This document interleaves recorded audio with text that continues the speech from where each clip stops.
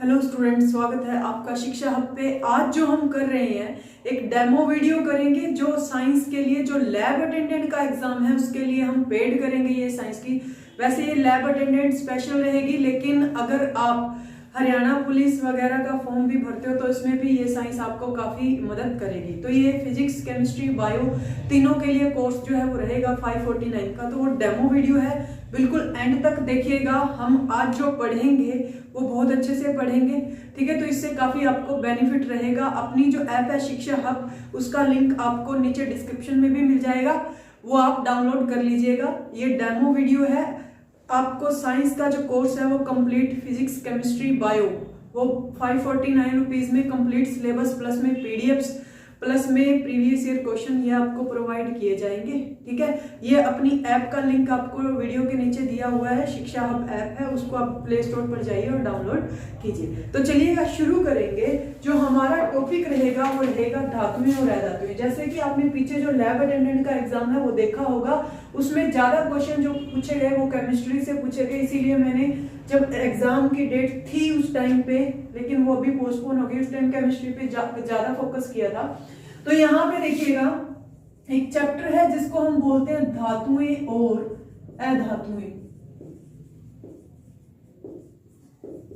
ठीक है जी। धातुएं और अधातुएं, जिसको आप बोलते हो metals and non metals, metals and non metals, metals and non metals. तो देखिए ये बहुत ही एक अच्छा चैप्टर है। यहाँ से मोस्ट ऑफ क्वेश्चन निकलते हैं। यहाँ से पीरियोडिक टेबल को भी आप अच्छे से कवर कर सकते हो, क्योंकि पीरियोडिक टेबल यानी आवर्त सारणी में भी धातुओं और अधातुओं के बारे में ही बताया गया है आपको। तो देखिए सबसे पहले हम जानते हैं धातुएं जो हैं ये क्या चीज होती है। धातुएं जो होती हैं आपको पता है, आप इसकी पहचान पढ़ते हो तो आप पढ़ते हो विद्युत और ऊष्मा की। विद्युत और ऊष्मा की क्या होती हैं जी? सुचालक होती हैं, यानी good conductor of heat and electricity, good conductor of heat and electricity. Clear इतनी बात है? यानी कि गुड कंडक्टर होती हैं, यानी इनमें से करंट भी पास हो जाता है और क्या पास हो जाती है? ऊष्मा यानी हीट भी पास हो जाती है, ठीक है। सभी की सभी धातुएं ऑलमोस्ट किस फेज में होती है? स्ट्रॉन्ग फेज में होती है, कठोर होती है। लेकिन देखिएगा एकमात्र ऐसी धातु जो द्रव अवस्था में पाई जाती है, एकमात्र ऐसी धातु जो द्रव अवस्था में पाई जाती है, और सारी सॉलिड फेज में होती हैं। एकमात्र ऐसी धातु जो द्रव की अवस्था में पाई जाती है वो आपको पता है कौन सी होती है? पारा यानी Hg। ये आपको सभी बताते होंगे, लेकिन अगर इसमें एक्स्ट्रा अगर आप करते हो तो आपको बहुत अच्छी चीजें समझ में आएंगी। जैसे आपको बोला जाए कि बताइए जी पारा की परमाणु संख्या कितनी होती है, पारा की परमाणु संख्या कितनी होती है, एटॉमिक नंबर कितना होता है। तो देखिए पारा की जो परमाणु संख्या होती है आपको पता है कितनी होती है? 80। अब परमाणु संख्या होती क्या है कि किसी भी तत्व में उपस्थित इलेक्ट्रॉन या प्रोटॉन की संख्या, किसी भी तत्व में उपस्थित इलेक्ट्रॉन या प्रोटॉन की जो संख्या है आपकी क्या कहलाती है? परमाणु संख्या कहलाती है। किसी भी तत्व में उपस्थित इलेक्ट्रॉन या प्रोटॉन की जो संख्या होती है वो आपकी क्या कहलाती है? परमाणु संख्या कहलाती है। तो यानी या तो आप किसको काउंट करोगे? इलेक्ट्रॉन को काउंट करोगे, या आप किसको काउंट करोगे? प्रोटॉन को काउंट करोगे। तो यहाँ पे देखिएगा जब हमने इलेक्ट्रॉन के नंबर काउंट किए तो हमें कितने मिले? 80। प्रोटॉन के भी कितने मिले? 80। यानी हमें ऐसे पता चलता है कि इलेक्ट्रॉन इज इक्वल टू बराबर में क्या होते हैं? प्रोटॉन होते हैं। इलेक्ट्रॉन बराबर में होते हैं प्रोटॉन के, किस में? किसी भी परमाणु में। तो यहाँ पे अगर आपसे पूछा जाए कि पारे में बताइए जी, मरकरी में बताइए इलेक्ट्रॉन की संख्या कितनी होती है, तो आप क्या बताओगे? 80 होती है। प्रोटॉन की संख्या कितनी होती है, तो भी क्या बताओगे? 80। समझ में आ गया होगा आपको, ठीक है। तो एकमात्र ऐसी धातु जो द्रव की अवस्था में पाई जाती है वो कौन सी होती है? पारा। तो चलिएगा नेक्स्ट पॉइंट देखते हैं हम लोग। नेक्स्ट पॉइंट देखिए, धातुओं को सीरियल वाइज जो है वो हम पढ़ेंगे। सबसे पहले हम पढ़ते हैं कैल्शियम के बारे में। कैल्शियम के बारे में जितना भी डिटेल में हम है उतना पढ़ेंगे। तो देखिएगा कैल्शियम की अगर हम बात करें तो कैल्शियम का सिंबल होता है Ca। कैल्शियम का एटॉमिक नंबर यानी आपसे परमाणु संख्या की बात की जाए तो परमाणु संख्या इसकी कितनी होती है? बता दोगे जी कितनी होती है? 20 होती है। तो इसमें इलेक्ट्रॉन के नंबर पूछे जाए या आपसे प्रोटॉन के नंबर पूछे जाए, क्या बता दोगे? 20 होते हैं। अच्छा, कैल्शियम का जो निष्कर्षित किया जाता है, कैल्शियम का निष्कर्षण होता है निकालना, कहां से प्राप्त किया जाता है, तो कौन से, कार्नालाइट अयस्क से किया जाता है, कार्नालाइट अयस्क से किया जाता है। आपसे एग्जाम में पूछा जाए कि कैल्शियम का निष्कर्षण जो है जी वो कहां से किया जाता है, तो आपका जो सही आंसर आ जाएगा, कहां से किया जाता है, कार्नालाइट अयस्क से किया जाता है। कैल्शियम का जो निष्कर्षण किया जाता है कार्नालाइट अयस्क से किया जाता है। समझ गए इतनी बातें। अयस्क वो होते हैं, आपसे पूछा जाए अयस्क क्या होता है, अयस्क को इंग्लिश में बोलते हो जी ओर, अयस्क को इंग्लिश में क्या बोलते हैं, ओर। तो अब अयस्क होते क्या चीज है, जहां से धातुओं को निकाला जाता है, जहां से धातुओं को प्राप्त किया जाता है, वो चीज क्या होती है, आपकी अयस्क होती है। ठीक है, अब अगर हम कैल्शियम का अयस्क देखें तो क्या आएगा हमारे पास, कार्नालाइट आएगा। क्लियर है जी इतनी बातें, समझ रहे होगे। इतनी सारी चीजें तो बहुत आसान चीजें हैं, आपको बस तरीके से उनको पढ़ना है। तो चलिएगा उसके बाद में हम बात करेंगे कैल्शियम के यौगिक। कैल्शियम के यौगिक, आपसे पूछा जाए कैल्शियम के यौगिक के बारे में बताइए, तो आपसे साधारण नाम पूछ लेगा किसी का, ठीक है, किसी का रासायनिक नाम पूछ लेगा, किसी का रासायनिक सूत्र पूछ लेगा। वो कैसे पूछेगा ये हम यहाँ पे डिस्कस करेंगे।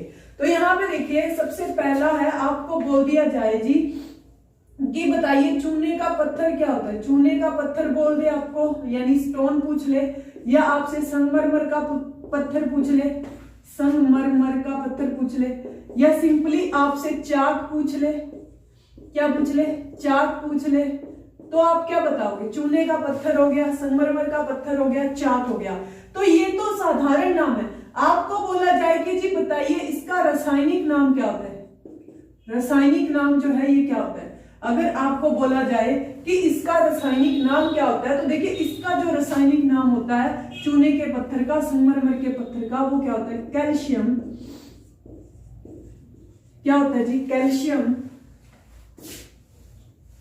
चूना वर्ड आपको मिलते पेपर में साधारण नाम में चूना वर्ड दिखे ना, तो आराम से आइडिया लगा लेना कि रासायनिक नाम में कैल्शियम मिलेगा ही मिलेगा।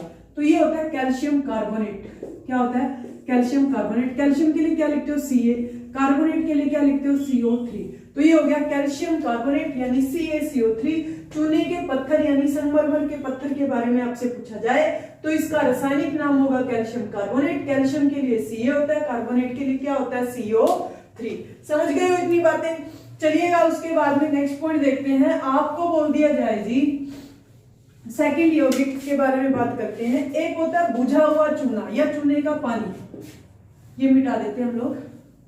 बुझा हुआ चूना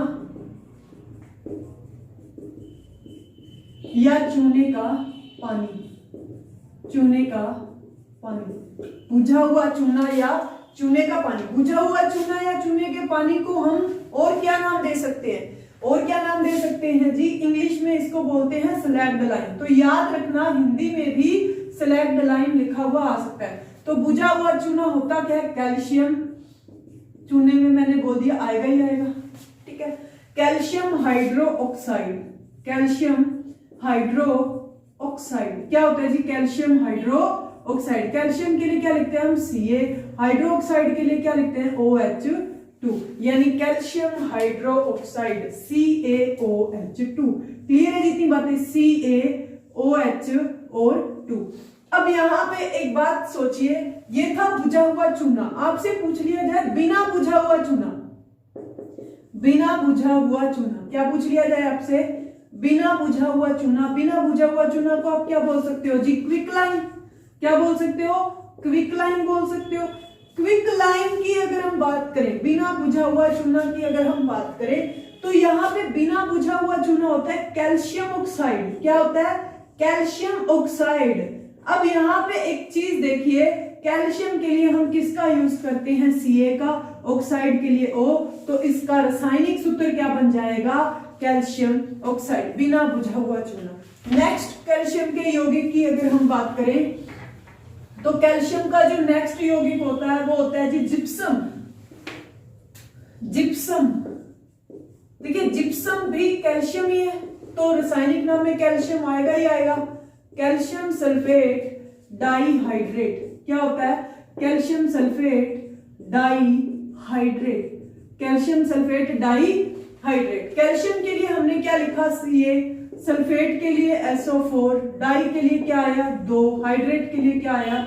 H2O, CaSO4 डॉट 2H2O, यानी कैल्शियम सल्फेट डाइहाइड्रेट। उसके बाद में चलिएगा नेक्स्ट पॉइंट पे देखते हैं। जिप्सम से ही हमें क्या मिलती है? POP यानी प्लास्टर ऑफ पेरिस। जिप्सम से ही हमें क्या मिलती है? प्लास्टर ऑफ पेरिस मिलती है, और प्लास्टर ऑफ पेरिस को जिप्सम में बदला जा सकता है। तो ये दोनों एक दूसरे के क्या हुई? एक जैसी हुई। तो एक जैसी है तो कैल्शियम सल्फेट इसके रासायनिक में नाम में सेम ही आएगा। जैसे उसके रासायनिक नाम में कैल्शियम सल्फेट दे रखा है, इसके नाम में भी कैल्शियम सल्फेट आएगा। लेकिन एक चीज नोटिस कीजिए, यहाँ पे पानी के 2 अणु हैं, तो जिप्सम को जब गर्म करेंगे तब हमें प्लास्टर ऑफ पेरिस मिलेगी। तो ऑब्वियस सी बात है, जिस चीज को हम गर्म करते हैं तो उसमें पानी का जो लेवल है वो क्या हो जाता है? कम हो जाता है। तो यहाँ पे डाई थे, 2 थे, गर्म किया 120 डिग्री सेल्सियस पर लगभग, तो इसके जो पानी के अणु थे वो कितना रह गया? डाई से सेमी, यानी आधा। समझ गए होंगे? Semi hydrate. कैल्शियम के लिए क्या लिखते हैं? Ca, सल्फेट के लिए SO4, सेमी के लिए क्या होता है? आधा, हाफ, हाइड्रेट के लिए क्या होता है? H2O। तो ये क्या बना? CaSO4 डॉट हाफ H2O, ये है प्लास्टर ऑफ पेरिस, जिप्सम है CaSO4 2H2O। समझ गए हो इतनी बातें? उसके बाद चलिए नेक्स्ट पॉइंट देखो। अगर आपको बोल दिया जाए जी ब्लीचिंग पाउडर क्या होता है? क्या बोला जाए? Bleaching powder. ये भी कैल्शियम का एक यौगिक है। ब्लीचिंग पाउडर इंग्लिश का वर्ड है। ब्लीचिंग पाउडर जो है ये इंग्लिश का वर्ड है। ब्लीचिंग पाउडर को क्या बोलते हो आप? विरंजक चूर्ण बोलते हो। क्या बोलते हो? विरंजक चूर्ण। ब्लीचिंग पाउडर यानी विरंजक चूर्ण। अब ये होता क्या है? Calcium oxychloride. क्या होता है जी? Calcium oxychloride, calcium oxychloride. तो अब आप कैल्शियम ऑक्सीक्लोराइड को क्या लिखते हो? Ca, ऑक्सी को क्या लिखते हो? O, क्लोराइड को क्या लिखते हो? CaOCl2, यानी कैल्शियम ऑक्सीक्लोराइड। ठीक है जी, होप सो आपको इतनी बातें जो है वो समझ में आई होंगी। उसके बाद देखिए, आपको बोला जाए हड्डियों के निर्माण में, हड्डियों व दांतों के निर्माण में किसका प्रयोग किया जाता है? तो हड्डियों व दांतों के निर्माण में जिसका प्रयोग किया जाता है वो होता है कैल्शियम फास्फेट। कौन होता है? Calcium phosphate. समझ गए? तो ये था अपना क्या?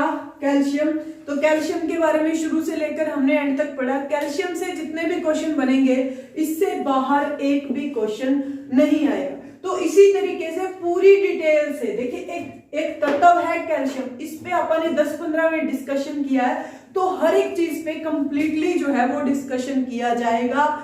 आप कोर्स को परचेज कर सकते हो। 549 जो रेट रखा है हमने केमिस्ट्री बायोफिजिक्स का, ये पहले 100 बच्चों के लिए ही रखा है। फर्स्ट 100 स्टूडेंट्स के लिए ये जो कॉस्ट है आपा ने रखी है, उसके बाद में ये बढ़ा दी जाएगी। आपको पता है एग्जाम के नजदीक आते ही बहुत से बच्चे जो है वो रेडी हो जाते हैं, क्योंकि उनको याद आता है कब पढ़ना, एग्जाम नजदीक आते ही। तो आप भटकिए मत, लैब अटेंडेंट का एग्जाम आपका 100% क्लियर करवाएंगे और होप सो फरवरी के एंड तक या मार्च के स्टार्टिंग में ये एग्जाम हो भी जाएगा। Thank you so much, all the best for exams.